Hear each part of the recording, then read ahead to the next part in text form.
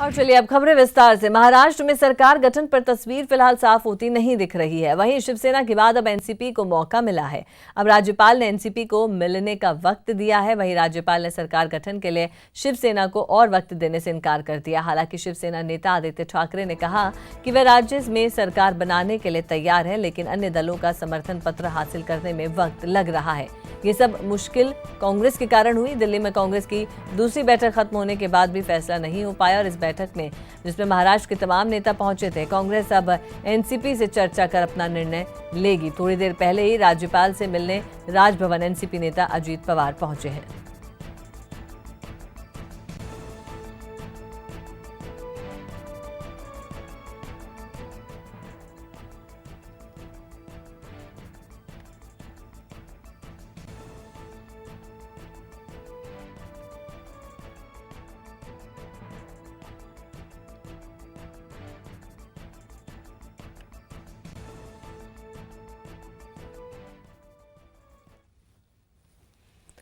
राज्यपाल के बुलावे पर राजभवन जाने से पहले एनसीपी प्रवक्ता नवाब मलिक ने कहा कि हमें बुलाया गया है और हम मुलाकात को जा रहे हैं, लेकिन फैसला कांग्रेस के साथ मिलकर ही होगा।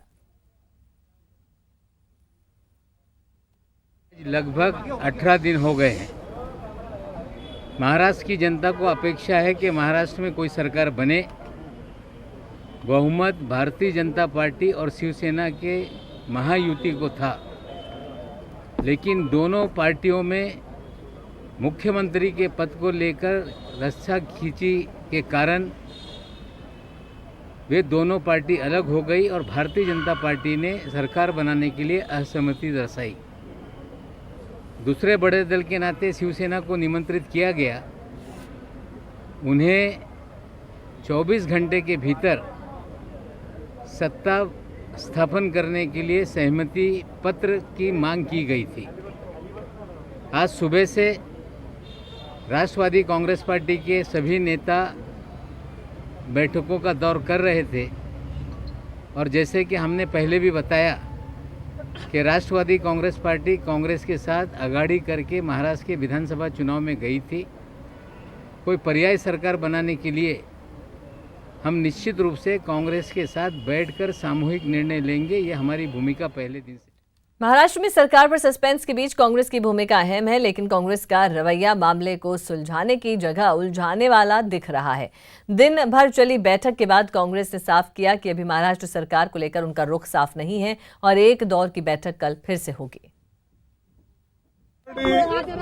Issued a press conference, press note, and we have mentioned that we have already discussed with working committee members and also our PCC president and other leaders and our AICC president also spoken to Sharad Pawar and further discussion will take place tomorrow in Bombay or further whatever arrangement we have to make, that we will talk. Let us wait what happens in the governor's house.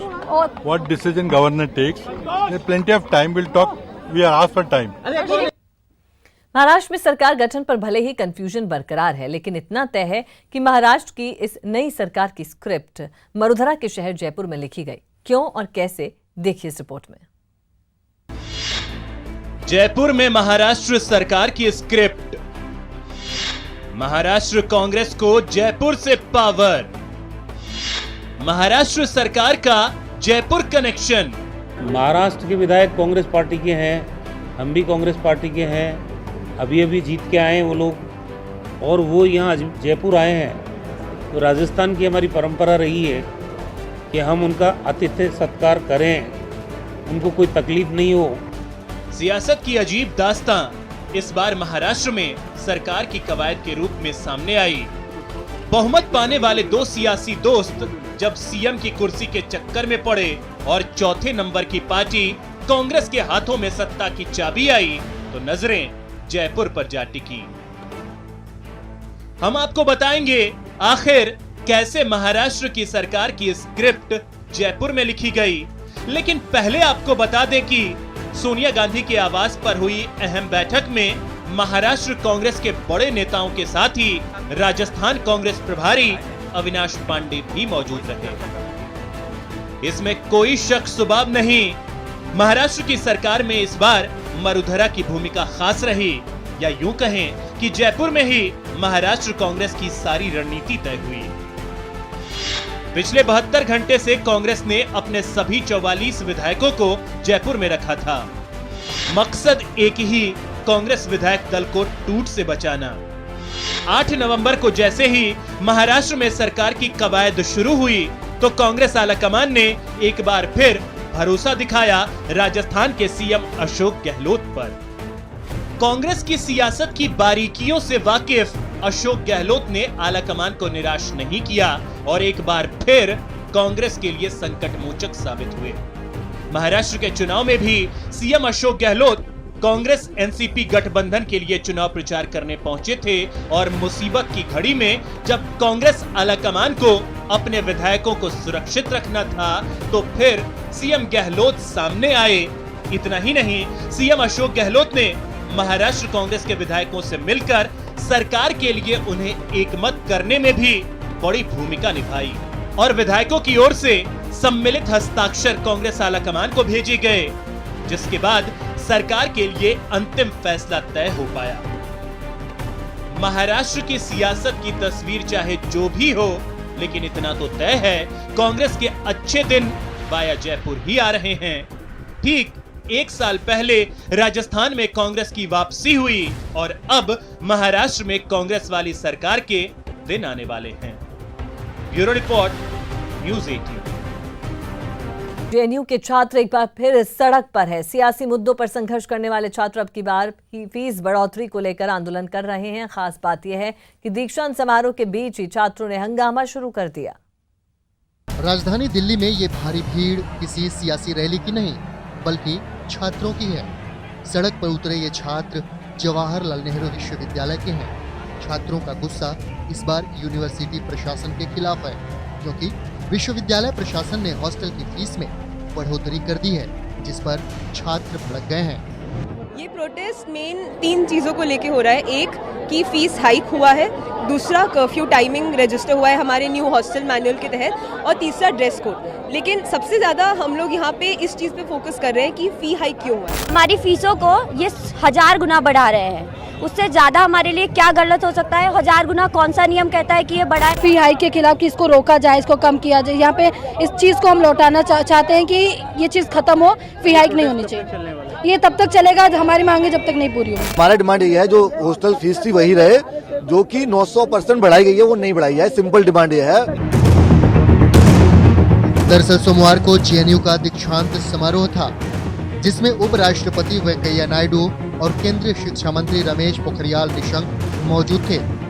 एक और दीक्षांत समारोह चल रहा था तो वहीं campus में दूसरी तरफ छात्र प्रदर्शन कर रहे थे। धीरे धीरे छात्रों का प्रदर्शन विशाल हुजूम में तब्दील हो गया, जिसे रोकने के लिए पुलिस को अतिरिक्त बल लगाना पड़ा। आपने देखा होगा कि पुलिस ने बिल्कुल संयम बरतते हुए इनको कंट्रोल किया हुआ है और तमाम सीनियर ऑफिसर के साथ साथ कुछ हमारे पास पैरामिलिट्रीज भी हैं और इनको अभी हमने रोक के रखा हुआ है। छात्र हॉस्टल की फीस हटाने की जिद पर अड़े हैं। वहीं एचआरडी मंत्रालय ने ट्वीट के जरिए छात्रों की मांग सुलझाने का आश्वासन दिया है। एआईसीटीई परिसर में आज मानव संसाधन विकास मंत्री श्री रमेश पोखरियाल निशंक ने जेएनयू विद्यार्थियों से उनकी समस्याओं को लेकर सकारात्मक वार्ता की। केंद्रीय मंत्री ने यह आश्वासन दिया कि उनकी समस्याओं का शीघ्र ही उचित हल निकाला जाएगा। दरअसल जेएनयू ने 23 अक्टूबर से कैंपस के गेट बंद करने का नया नियम लागू किया था, जिस पर ऑल इंडिया स्टूडेंट एसोसिएशन ने विरोध जताया। जब यूनिवर्सिटी प्रशासन ने हॉस्टल की फीस में बढ़ोतरी की, तब छात्र और भड़क गए और कैंपस को जंग का मैदान बना दिया। Bureau report, news 18 network.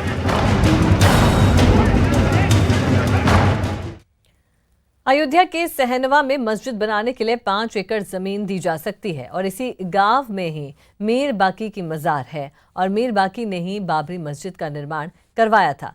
कई फैक्टर उसके पक्ष में हैं। ये गांव राम जन्मभूमि से करीब 4 किलोमीटर दूर है। साथ ही वहां के लोग भी जमीन देने को तैयार हैं।